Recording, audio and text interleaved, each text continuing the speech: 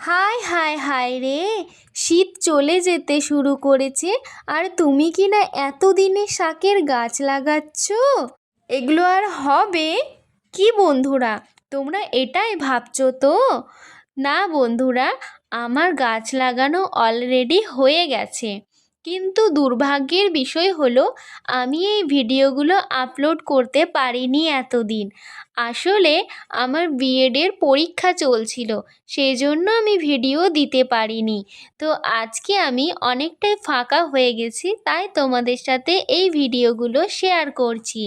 তো দেখো, আমি এখানে 3-4 রকমের বীজ কিনে নিয়ে চলে এসেছি, মূলো শাক, পালং শাক আর ধনিয়া পাতা। তো দেখো, আমি এই বীজগুলোকে কিছু সময়ের জন্য জলে ভিজিয়ে রাখছি, আর তার সাথে কয়েকটা শিম বীজ, কয়েকটা কুমড়ো বীজ আর কয়েকটা পুঁই শাকের বীজও নিয়ে নিচ্ছি। এবার এগুলোকে মাটি রেডি করে রেখেছিলাম তাতে লাগিয়ে দিচ্ছি। তো তোমরাও যদি লাগাতে চাও তাহলে এই বীজগুলো তোমরা আগের দিন রাত্রিরে বা 1 ঘন্টা আগে ভিজিয়ে রেখে লাগালেই হয়ে যাবে। তাহলে আজকের মতো আসি বন্ধুরা, বা